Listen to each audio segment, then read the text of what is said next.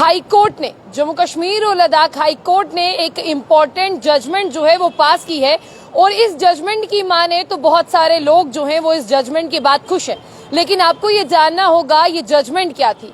आप जानते हैं कि जम्मू कश्मीर में मिलिटेंट्स हो और चाहे वो सेपरेटिस्ट हो, लेकिन उनके रिश्तेदार जो हैं वो किसी भी गवर्नमेंट टेंडर में पार्टिसिपेट नहीं कर सकते थे।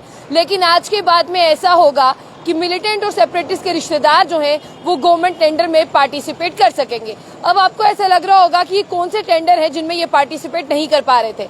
आप जानते हैं कि गवर्नमेंट के छोटे छोटे काम रहते हैं, जिस तरह से किसी सड़क का काम लगवा दिया, जिस तरह से किसी एरिया का काम लगवा दिया, उसमें टेंडर डाले जाते हैं और कई टेंडर गवर्नमेंट की तरफ से होते हैं। लेकिन इसमें वो लोग पार्टिसिपेट नहीं कर सकते थे जो किसी अलगाववादी के रिश्तेदार रहते थे या जो किसी मिलिटेंट के रिश्तेदार रहते थे। 1992 की अगर जम्मू कश्मीर की बात करें तो बहुत ज्यादा लोग हैं जो डाटा भी कहता है और इतिहास गवाह है कि बहुत ज्यादा लोगों ने जो है वो मिलिटेंसी को ज्वाइन किया। उसके बाद भी कई लोग जो है वो इन आउटफिट्स को ज्वाइन करते रहे हैं और अपने देश के खिलाफ इस तरह की हरकतें करते रहे हैं, एंटी नेशनल एक्टिविटीज में इन्वॉल्व रहे हैं। और आपको बता दें कि उनका अधिकतर आना जाना जो है वो पीओजेके में लगा रहता था। लेकिन फिलहाल के लिए जम्मू कश्मीर और लद्दाख हाई कोर्ट ने एक जजमेंट पास की है। आपको बता दें कि सोमवार के दिन जिस जजमेंट में ये कहा गया है कि अब जो है चाहे वो मिलिटेंट्स के रिश्तेदार हो चाहे अलगाववादियों के रिश्तेदार हो, वो इन सब चीजों में जो है वो पार्टिसिपेट कर पाएंगे। और चीजें क्या है कि गवर्नमेंट टेंडर में वो जो है पार्टिसिपेट कर पाएंगे। अब इनकी लिस्टें जो है वो दोबारा से बनेंगी और लिस्टें बनने के साथ साथ इन्हें इनका हक मिलेगा। यानी हम कहते हैं कि भारत में डेमोक्रेसी है।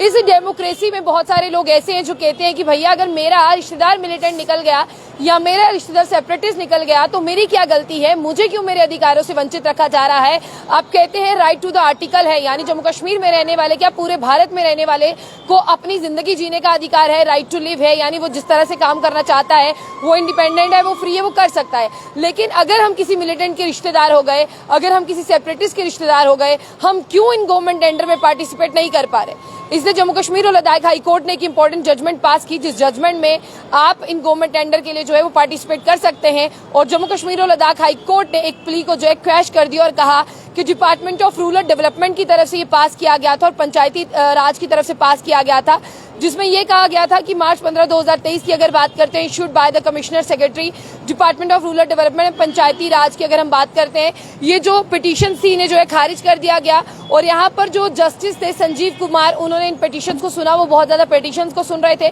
उसमें सुनते सुनते इस पर भी बात आई और उन्होंने इस पर भी सुना और इसका भी निपटारा कर दिया। आगे आपको ये भी बता दें कि जस्टिस कुमार ने ये कहा कि जो लोकल कंट्रैक्टर है वो जम्मू कश्मीर के हैं और वो क्यों पार्टिसिपेट नहीं कर सकते गवर्नमेंट टेंडर में, जबकि उनका राइट है। उनका राइट ये है कि अगर कोई भी पार्टिसिपेट कर सकता है वो भी कर सकता है। यानी आपका रिश्तेदार क्या करता है उससे आपका कोई लेना देना नहीं होना चाहिए। लेकिन कभी आपने ये सोचा है कि अगर आप पासपोर्ट भी बनाते हैं या आप कोई भी अपना डॉक्यूमेंट बनाते हैं, उसके लिए आपको CID वेरिफिकेशन चाहिए होती है। उसी तरह से जब ये लोग जो है वो गवर्नमेंट टेंडर के लिए भरते थे, अप्लाई करते थे, इनकी CID वेरिफिकेशन होती थी। उन वेरिफिकेशन में निकल कर आता था अरे भैया इनका फलाना रिश्तेदार जो है वो आतंकवादी था, इनका फलाना रिश्तेदार उस आउटफिट के लिए काम करता था, इनका फलाना रिश्तेदार POJK में होके आया था, इनका रिश्तेदार 1992 से जो है इस आउटफिट के साथ, बैंड आउटफिट के साथ जुड़ा हुआ था। इसीलिए ये लोग CID वेरिफिकेशन में फेल हो जाते थे और इन लोगों को गवर्नमेंट टेंडर के लिए अप्लाई नहीं करने दिया जाता था।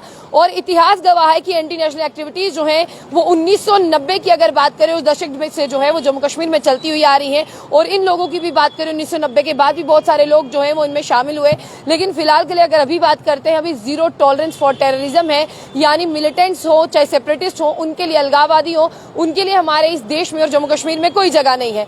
और साथ साथ में ही आपको बता दें कि यहाँ पर पिटीशन में पाया गया कि उनके close relative, very close relative जो है, चाहे भाई हो, कजन हो, अंकल हो, नेफ्यू हो, मैटरनल अंकल हो, फादर हो, मैटरनल अंकल हो या फादर हो, ये सारे जो है वो पास्ट में कहीं ना कहीं जो है वो उन सब चीजों से जो है मुलविस रहे हैं। इसलिए इन लोगों को जो है गवर्नमेंट टेंडर में जो है पार्टिसिपेट करने का हक नहीं था। फिलहाल जम्मू कश्मीर और लद्दाख हाई कोर्ट ने एक इंपॉर्टेंट डिसीजन सुनाया है। ये डिसीजन है कि अब मिलिटेंट्स हो या सेपरेटिस्ट के रिश्तेदार हो, वो इन सब गवर्नमेंट टेंडर्स के लिए पार्टिसिपेट कर सकते हैं। जम्मू कश्मीर और लद्दाख हाई कोर्ट की जजमेंट आपको कैसी लगी, जिसमें उन्हें यह हक दिया जाता है और अपने आर्टिकल का इस्तेमाल भी वो कर सकते हैं। फिलहाल के लिए आपको बता दें कि अब ये लोग आने वाले टेंडर्स में जो है वो पार्टिसिपेट करेंगे। आप क्या कहना चाहते हैं जरूर कहिएगा। तमाम खबरों के लिए देखते रहिए जम्मू बुलेटिन न्यूज।